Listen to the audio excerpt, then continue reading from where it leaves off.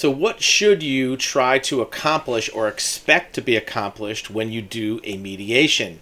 If you're involved in a dispute with another party, maybe it's a court case, litigation, maybe it's some type of contract dispute, employment dispute, at some point the idea of mediation will be presented, or maybe even required. Many jurisdictions require that litigants in a civil case undertake mediation prior to going into the case.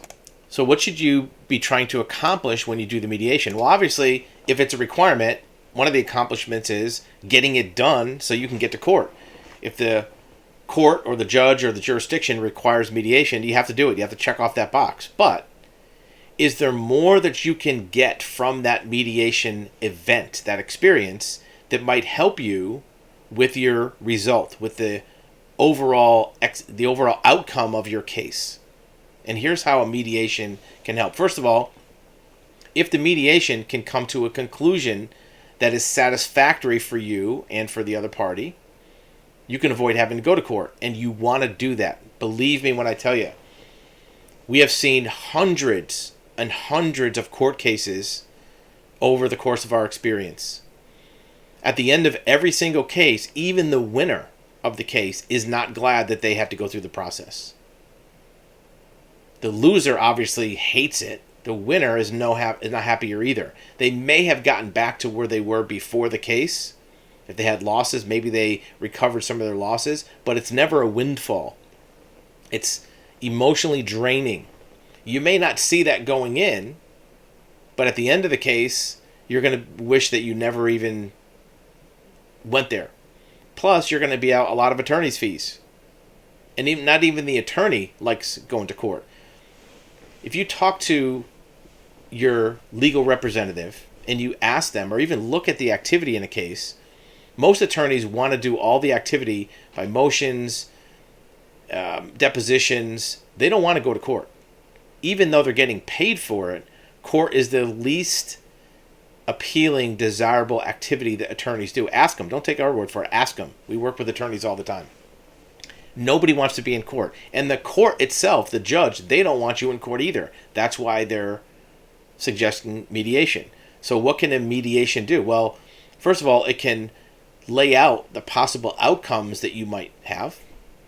It might start to give you an idea of your best case wishful thinking scenario might not be as practical as you would expect. It might also show where you and the other party already have a lot of common ground.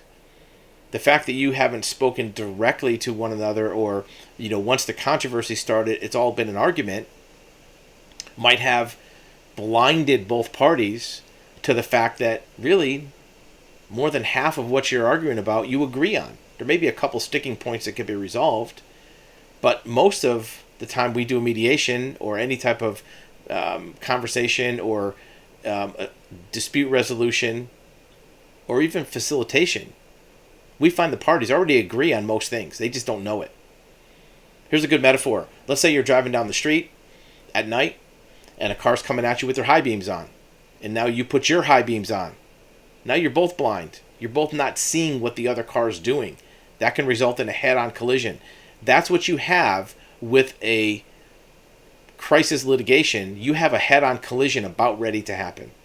Your court case will be a head-on collision. Maybe one or both of you survived a collision, but no one's going to like it. So why not both turn off the high beams, see where you both have agreement, and come to some kind of conclusion. You don't have to give up your principles. You don't have to give up your pride to get a resolution you want. Most of the things that you and the other party want are probably aligned. And in fact, if there are places of the dispute which people don't agree on, it's very likely that the correct answer is neither of the parties' intentions. Right? So if there's one point of contention that both parties want and they don't agree on, it's usually the case, not always, but usually the case that neither party is right. Both parties are wrong. They're both extreme. And the right answer is somewhere in the middle. There's that old saying, there's three sides to every story. Yours, mine, and the truth, right? And with conflicts and court cases, that's usually the case. Usually the answer is somewhere in between. Now, it may be closer to one side or the other. That's fair enough. And sometimes one person is genuinely acting in bad faith. That's fair enough. And, some people are just hard to deal with. But a skilled, an expert mediator, facilitator, arbitrator, whatever you want to call them, can help find those common grounds and help diffuse the situation. Not in a way that you're not forced to accept anything. Look, mediation is non-binding anyways. Whatever the mediator says, they're not going to tell you what you have to do when you're forced to do it. All they can do is help bring the thing together. Even if the mediation by itself doesn't come to a settlement before the trial, before the case goes to court, what it can do is make the court process more palatable. It can make it last less long in terms of time. It can cut down your legal expenses because you might not have to argue so many points. Some of the points may already be settled in mediation. You still might have to go to court to have a judge decide a few of the things.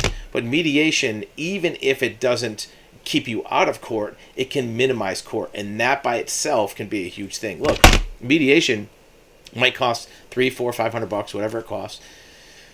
But if you save 1 or 2 hours of your attorney's billable hours, it paid for itself. Your attorney, I'm sure, is billing $200 or $300 or $400 an hour, maybe more. And if the mediation can help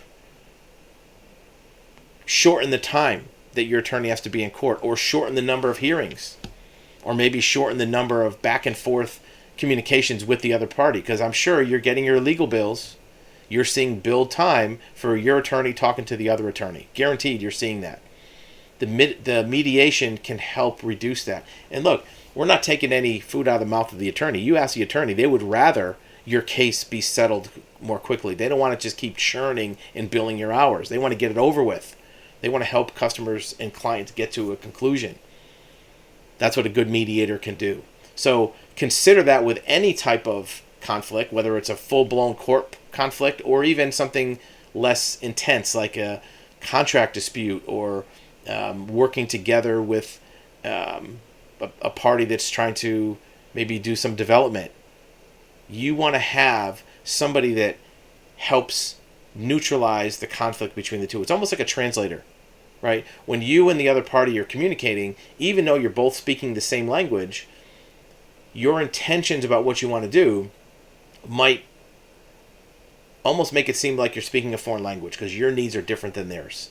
You want to have somebody that can see both sides equally, hear you out, hear what you have to say, not interrupt you, hear the entirety of your intentions, hear the other side too, without you having to listen to them. Because look, you don't want to hear the other side.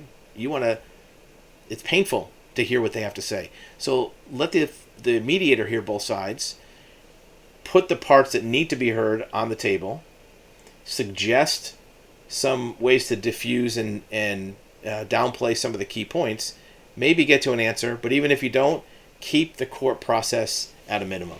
Let us know what you think in the comments about this type of dispute resolution from a neutral third party and how it might help you or how it's helped you in the past.